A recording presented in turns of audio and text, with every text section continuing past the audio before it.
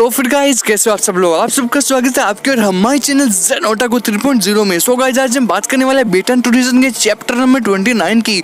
और गाइस ये चैप्टर जो है वो बहुत ही खास होने वाला है। तो गाइस चलो शुरू करते हैं, लेकिन उससे पहले अब तुम लोग गलती से अगर नए हो तो सब्सक्राइब करो। वो जो लाल वाला बटन है उस पर अपने जीजा जी फेंक के मारो या फूफा जी, मुझे नहीं पता, बस क्लिक हो जाना चाहिए। चैप्टर के शुरुआत में हमको दिखाया जाता है वोंग जी को, जो कि वोंग जी के पास कॉल आता है उसके बहुत ही करीबी दोस्त का, जिसका नाम होता है वेन चांग। वेन चांग उसको फोन करता है और बोलता है कि अरे मैं मुसीबत में हूँ, तू भाई जल्दी आ, मैं तेरे को गूगल में लोकेशन भेज रहा हूँ, ठीक है, तू भाई जल्दी आ फटाफट आ, मैं मतलब और वेट नहीं कर सकता। उसके बाद वोंग जी वेन चांग को ढूंढने के लिए निकल पड़ता है अपनी राह पर। उसके बाद देखिए आगे क्या होता है। वोंग जी एक दरवाजे के पास जाता है और बोलता है कि मुझे लगता है तो वेन चांग ने तो मुझे गूगल का लोकेशन यहीं पर भेजा था, अब मैं देखता हूँ उस दरवाजे के पीछे क्या है। उसके बाद वो दरवाजे को खटखटाता है और बोलता है अरे कोई है क्या, सुन रहे हो। ये सब करने के बावजूद भी जो दरवाजा होता है वो लॉक होता है, कोई सुन नहीं रहा। उसके बाद उसको गुस्सा आ जाता है। उसके बाद वो दरवाजे को बहुत बुरी तरह पीटने लग जाता है और बोलता है कि सालों बाहर आओ, कौन है अंदर, मुझे मेरी आवाज़ सुन क्यों नहीं रहो तुम लोग। उसके बाद दरवाजा अनलॉक हो जाता है। तो वो मुझे धीरे धीरे दरवाजा खोल के अंदर जाने की कोशिश करता है, लेकिन वो उसके साथ एकदम ऐसा सीन हो जाता है। मजाक कर रहा हूँ गाइस, ऐसा कुछ भी नहीं होता है। उसके बाद देखिए आगे क्या होता है। भाई साहब कुछ ज्यादा नहीं हो गया ये? मतलब कुछ भी। उसके बाद वोंग जी गेट खोलकर अंदर जाता है और बोलता है कि वेन चांग तुम कहाँ हो, मुझे कोई भी आवाज़ यहाँ पे सुनाई नहीं दे रही है, मुझे लगता है यहाँ पे कोई नहीं है। उसके बाद वो बोलता है कि प्रिंसिपल आप क्या यहाँ पे हैं, मुझे लगता है आप भी यहाँ पे होंगे, शायद वेन चांग आपका क्योंकि फेवरेट स्टूडेंट है ना, फेवरेट स्टूडेंट है, सो पता नहीं। अरे वेन चांग सुनाई दे रहा है क्या तुम्हें। उसके बाद वोंग जी बोलता है कि चलो आगे चल के देखते हैं, पता नहीं कहीं पे मिल जाए। उसके बाद जैसे ही वो आगे जाता है तो उसके पैर के नीचे एक एल्बम आ जाता है और वो टूट जाता है क्योंकि उसमें कांच लगा होता है। उसके बाद वो देखता है कि ये एल्बम है किस चीज़ का। उसके बाद वो देखता है कि ये एल्बम तो वही एल्बम है ना जो वेन चांग को उसके डैड ने दिया था। अरे हाँ, ये एल्बम यहाँ पे कैसे आया, मुझे लगता है वो अभी यहीं पे है। उसके बाद वोंग जी बोलता है कि अरे हाँ, ये अब मुझे याद आ गया, ये वही तो है ना एल्बम जो मेरे को एक दिन वेन चांग दिखा रहा था, ये वही तो है ना। वेन चांग जब कॉलेज में फर्स्ट आया था तो उसको ये सर्टिफिकेट दिया था। अच्छा, तो ये सब सीन हो रहा है यहाँ पे। मुझे लगता है कि वेन चांग अभी यहीं पे है, मुझे ढूंढना होगा इधर उधर। उसके बाद वोंग जी बोलता है कि मुझे लगता है कि कुछ ना कुछ यहाँ पे हुआ होगा, ऐसी कोई चीज़ हो, ऐसा कोई सीन यहाँ पे क्रिएट हो गया होगा जिससे ये सब सीन हो रहा है। चलो आगे चल के देखते हैं, पता नहीं कुछ मिला। उसके बाद वोंग जी बोलता है कि मुझे यहाँ पर तो कुछ मिलने वाला, इसलिए चलो मैं पुलिस स्टेशन जाके रिपोर्ट लिखवा देता हूँ। उसके बाद वो पुलिस स्टेशन जाता है और पुलिसमैन को बोलता है कि ये रिपोर्ट लिखो, लेकिन वो जो पुलिसमैन होता है वो बोलता है कि हम ये सब नहीं कर सकते, हमारे पास ना कोई सबूत है ना कुछ और। उसके बाद वोंग जी उससे लड़के बैठ जाता है और बोलता है कि तुम नहीं जानते, वो मेरा बहुत ही पक्का दोस्त है, दोस्त ही नहीं है, मेरे भाई की तरह है। उसका फ़ोन आया था मेरे पास कि मैं गुम हो गया हूँ, मुझे कोई किडनैप कर लिया है, वो पता नहीं कहाँ चला गया है। उसके मैं घर पे गया था तो वहाँ पे कुछ भी नहीं है, वहाँ पे सब कुछ अचानक पता नहीं क्या भी उलट पुलट हो गया है। मैंने बोला तुम रिपोर्ट लिखो तो लिखो, वरना मैं काट के रख दूंगा तुमको। फिर वो पुलिसमैन बोलता है कि तुम्हारा जो दोस्त है वो कुछ ही घंटों पहले गायब हुआ है ना। उसके बाद वोंग जी उसको बोलता है कि हाँ वो कुछ ही घंटों पहले गायब हुआ है। उसके बाद वो जो पुलिसमैन होता है वो उसको बोलता है कि कोई बात नहीं, 18+ के जितने भी बच्चे होते हैं वो कुछ घंटों के लिए गायब होना नॉर्मल होता है, ऐसा कभी कभी हो जाता है, लेकिन अगर 24 आवर्स के बाद भी तुम्हारा अगर दोस्त नहीं मिला तब तुम मेरे पास आ सकते हो, मैं अब तक कुछ भी नहीं कर सकता। फिर वो जो पुलिसमैन होता है वो वोंग जी को बोलता है कि देखो तुम स्टूडेंट हो, तुम्हारे जो दिमाग है मैं समझ सकता हूँ, तुम्हारी प्रॉब्लम मैं समझ सकता हूँ, तुम अभी घर पे जाओ, शोर स्टूडेंट की तरह सो जाओ, अभी सुबह के 4 बजे हैं, क्या तुम कुछ भी मतलब ढूंढने निकले हो, पता नहीं वो क्लब में गया होगा, घूमने गया होगा, तुमको क्या उससे, तुम जाओ ना घर पे, तुमको क्या टेंशन है। उसके बाद वो मुझे बोलता है कि देखो मैं सही से बता रहा हूँ, अगर मेरे को गुस्सा आ गया ना, अगर मेरा पारा ऊपर चल गया ना तो मैं छोड़ूंगा नहीं तुम लोगों को। मैं बोल रहा हूँ उसका मेरे पास फ़ोन आया था, ये सब क्रिएट हो गया ये सीन, अब मैं क्या करूँ, मैं कैसे ढूंढूँ उसको। तुम अभी अपने पुलिस वालों को भेजो, उसके घर पे भेजो और बोलो कि मतलब CBI जांच करने वाले के लिए उन लोगों को घर पे भेज दो, ठीक है। अगर मेरा पारा चढ़ गया ना तो मैं जान से मार दूंगा तुम सबको। फिर वोंग जी उन लोगों को बोलता है कि देखो पुलिस वालों, मैं तुम सबको आराम से बता रहा हूँ कि पुलिस वाले का धर्म होता है कि वो हमारे जो सिविलियंस हैं उनकी सेवा करे, उनका तुम सेवा करो, इसलिए मैं तुमको बोल रहा हूँ कि तुम जाओ थोड़ी देर जांच कर लो, अगर कुछ ना मिले तो मेरे को बता देना, मेरे को टेंशन हो रही है, मेरा दोस्त गायब हो चुका है। फिर वो पुलिसमैन वोंग जी को बोलता है कि देखो मैं तुमको सच सच बता रहा हूँ, हम जो पुलिस वाले हैं वो किसी भी सिविलियन की सेवा नहीं करते हैं, हम सिर्फ वेम्पायर्स की सेवा करते हैं। Vampires, only for vampires. हम जो वेम्पायर्स हैं उनके लिए काम करते हैं, उनके लिए जीते हैं, ठीक है। हम तुम्हारे जैसे सिविलियंस के आगे नहीं झुकते, ठीक है। तो तुम यहाँ से जाओ, तुम्हारा ये जो दोस्त है ये गया भाड़ में, तुम जानो, तुम्हारा दोस्त जाने। उसके बाद वोंग जी को गुस्सा आ जाता है और वो बोलता है कि तुम्हारी हिम्मत कैसे हुई ये सब बोलने की, मैं तुमको छोड़ूंगा नहीं। फिर पुलिसमैन को गुस्सा आ जाता है और वो वोंग जी को ये चीज बोलता है। हम मालूम है तेरे बाप को मत सिखा। फिर वो जो पुलिसमैन होता है उसकी हालत खराब हो जाती है, पता है कैसे? क्योंकि उसकी जो असिस्टेंट होती है वो उसके पास आती है और वो उसको बोलती है कि सर अभी इसने रिपोर्ट लिखवाई थी, उससे हमें क्या पता चला, आप मालूम है? उसके बाद वो बोलता है हाँ बताओ क्या पता चला।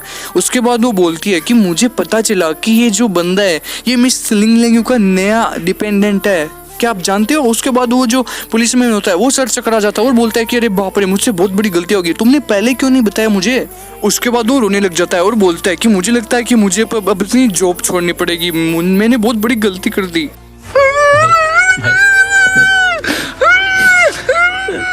उस पुलिसमैन का रिएक्शन एकदम ऐसा ही रहता है, वो बुरी तरह रोने लग जाता है।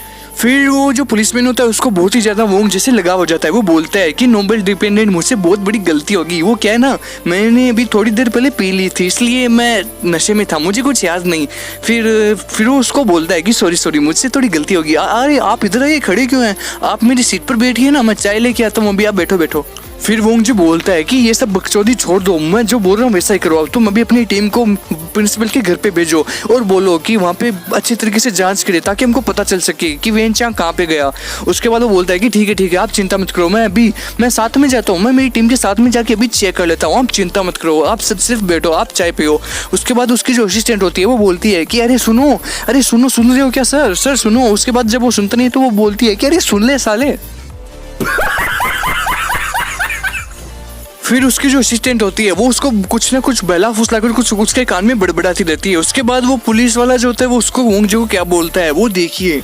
फिर वो जो पुलिसमैन होता है वो वोंग जी को बोलता है कि देखिए मिस्टर लोम्बल, मैं दिल से आपको सॉरी बोलना चाहता हूँ क्योंकि अभी पीछे ही कुछ ज़्यादा टाइम नहीं हुआ है, 1-2 दिन की बात है, आप वेम्पायर्स के बीच में कोई झगड़ा हो गया, इसलिए मैं अपने छोटे से पुलिस स्टेशन को खतरे में नहीं डाल सकता, इसलिए मैं आपकी मदद नहीं कर सकता। आप अब कहीं और ही जा सकते हैं, इसलिए प्लीज़ सॉरी, मैं आपकी मदद नहीं कर सकता।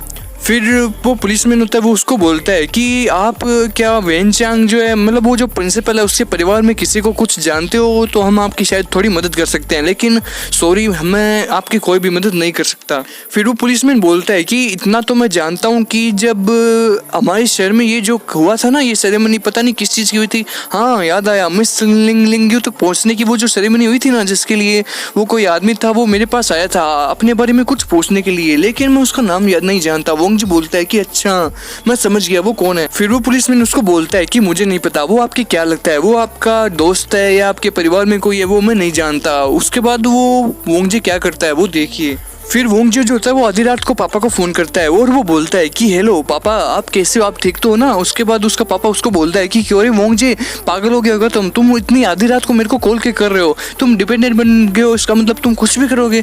अब चुपचाप तुम सो जाओ, ठीक है, मैं तुमसे कुछ भी बात नहीं करूँगा, मैं तुमसे सुबह ही बात करूँगा। उसके बाद जो वोंग जी होता है वो फ़ोन रख देता है और बोलता है कि चलो अच्छा है, मेरे पापा तो अभी ठीक है। फिर वोंग जी सोचने लग जाता है कि लेकिन वो वोंग जी के परिवार पर, मतलब वेन चांग जो है वो उसके परिवार पर क्यों हमला कर रहे हैं, मुझे समझ में नहीं आ रहा। वो मेरे परिवार के ऊपर हमला क्यों नहीं कर रहे, पता नहीं क्या सीन हो रहा है, मेरे को कुछ भी समझ नहीं आ रहा है। उसके बाद उसके पीछे से एक आदमी आ जाता है जिसका नाम होता है बटलर। जानते हो गाइस बटलर कौन है? मैंने पिछले एपिसोड में आपको बताया था कि बटलर वही बंदा है जिसने सभी बंदों का सिलेक्शन किया था और ये जो सेरेमनी हुई थी वो इसके अकॉर्डिंग ही हुई थी। बटलर उसकी सारी बातें सुन लेता है। उसके बाद बटलर उसके पास आता है और वो बोलता है कि ये सब इसीलिए हो रहा है क्योंकि वो भी सुरक्षित नहीं है, वो भी सेफ नहीं है, क्या तुम्हें मालूम है? उसके बाद वोंग जी बोलता है कि क्या बटलर तुम यहाँ पे कैसे आए? बटलर आओ मुझे पूरी बात बताओ। फिर बटलर उसको सारी बात बताता है कि जब हर बार एक ना एक डिपेंडेंट का चयन होता है और चुनाव होता है, जो जिनमें से जो जीतता है वही डिपेंडेंट बन जाता है। अब जैसे तुम डिपेंडेंट बन गए हो तो ऐसे डिपेंडेंट बनने के लिए जितने भी रिच फैमिलीज होती हैं वो ये सब करने के लिए कुछ ना कुछ करती रहते हैं, सबको डराती रहती है। लेकिन वेंग चांग पता है तुमको क्यों फंसा? क्योंकि वेंग चांग खुद तो डरता नहीं था, ना ही किसी को डराना चाहता था, और वेंग चांग की अपनी फैमिली के लिए सब ये सब कुछ कर रहा था, इसलिए उसकी फैमिली को किडनैप किया गया। मतलब तुम समझ रहे हो ना मैं क्या कहना चाह रहा हूँ, ये सबका सब उन रिच फैमिली वालों का ही क्या रहा है। और मैं तुमको सारी बात बता रहा हूँ कि वेंग चांग अभी कहाँ है और क्या हालत में है। फिर वोंग जे बोलता है कि क्या वे सिर्फ एक डिपेंडेंट बनने के लिए ये सब लोग इस तरह बुरी हरकतें करते हैं। उसके बाद बटलर यार उसको बोलता है कि हाँ ये सब ये जो तुम अभी डिपेंडेंट बने हो ना, ये इस डिपेंडेंट को पाने के लिए वो ये सब करते रहते हैं और तुमने उनकी इतनी सारी मेहनत को एक झटके में मतलब बका दिया, एक झटके में उनकी मेहनत पर पानी फेर दिया है। वेन चांग के साथ ये सब जो हो रहा है उसका जो जिम्मेदार है वो सिर्फ आप ही है, आपके लिए ये सब कुछ किया जा रहा है, पता है आपको।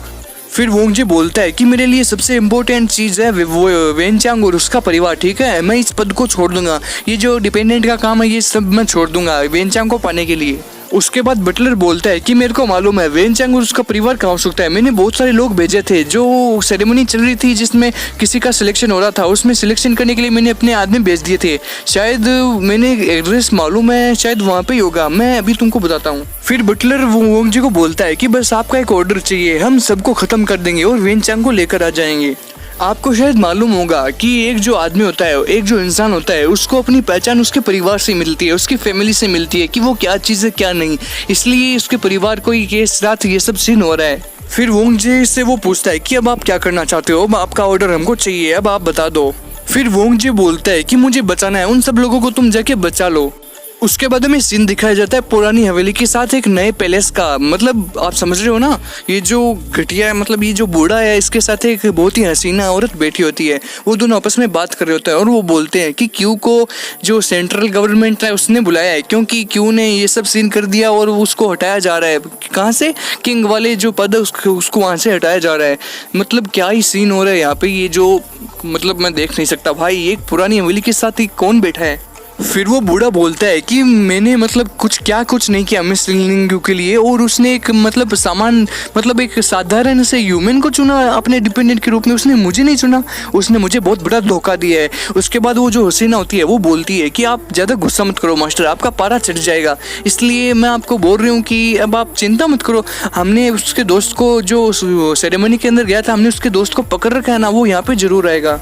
फिर उस बूढ़े के जो बॉडीगार्ड होते हैं वो उस प्रिंसिपल को मार रहे होते हैं और उसके बाद वो जो लड़की होती है वो बोलती है कि तुम इसको मारो मत, तुम बस इसको सांस लेने दो और तुम उसको कुछ भी मत करने दो, ना ही कुछ बोलने दो। उसके बाद वो जो लड़की होती है वो बूढ़े को बोलती है कि मास्टर आप टेंशन मत लो, आप जाके अभी सो जाओ, सोने का टाइम हो गया, इसलिए कल हम सेरेमनी, चलो कल हम पार्टी करेंगे इसी बात पर कि वो जो राजा क्यू है, वो जो किंग क्यू है वो फंस चुका है और वोंग जी को भी हमने फंसा लिया है। उसके बाद उस बूढ़े और उस डायन को कोई लोग दिखाई देते हैं और वो बोलते हैं कि वो टिप्पणी, ये क्या सीन है, इतने सारे लोग यहाँ पे कैसे आ गए और ये वोंग जी यहाँ पे कैसे आ गया। मतलब वोंग जी जो होता है वो डेविल की तरह एकदम खतरनाक एंट्री लेता है। वोंग जी के साथ बटलर आर जो होता है, वो जो बटलर होता है और वोंग जी होता है और उसके साथ जो जितने भी असिस्टेंट होते हैं वो सारे के सारे बहुत ही खतरनाक तरीके से एकदम मतलब एयर की मदद से वो एंट्री लेते हैं, जिसको देख के वो जो बूढ़ा होता है ना उसका एकदम सीन ऐसा ही हो जाता है। वो बूढ़ा और वो जो लड़की होती है वो बहुत ही बुरी तरह डर जाते हैं। फिर वोंग जी जो होता है वो डेविल के रूप में खतरनाक तरीके से वहाँ पे एंट्री मारता है और उन पर हमला करने की कोशिश करता है। उसके बाद वो बूढ़ा बोलता है कि हम पर हमला हो गया, भागो भागो यहाँ से। सो गाइस बिटन टू रीजन का जो चैप्टर नंबर 29 है वो यहीं पे खत्म होता है और गाइस नेक्स्ट एपिसोड बहुत ही जल्दी आएगा। आप टेंशन क्यों लेते हो, बस आप कमेंट सेक्शन में हमको ये बता दो कि वीडियो कैसा बना है, उस तरीके से मैं वीडियो बनाता रहूँगा। और गाइस बुरी बात तो ये है कि 2 महीने बाद मैं वीडियो नहीं बना पाऊंगा क्योंकि मेरा जो बोर्ड का एग्जाम है वो पास आ गया है। सो 1 महीने तक ही मैं शायद वीडियो बना पाऊंगा, उसके बाद जो हाफ ईयरली एग्जाम खत्म हो जाएगा तो मैं वीडियो वापस बनाना शुरू कर दूंगा। आप गाइस टेंशन मत लो, आपको मैं टाइम पूरा दूंगा, ठीक है। सो गाइस बस आप चैनल को सब्सक्राइब करो, वीडियो को लाइक करो और शेयर करो और कमेंट सेक्शन में बता दो कि वीडियो कैसा बना। So guys thank you for watching. और जाने से पहले अब तुम लोग गलती से अगर नए हो तो सब्सक्राइब करो, वो जो लाल वाला बटन है उस पर अपने जीजा जी फेंक के मारो या फूफा जी, मुझे नहीं पता, बस क्लिक हो जाना चाहिए।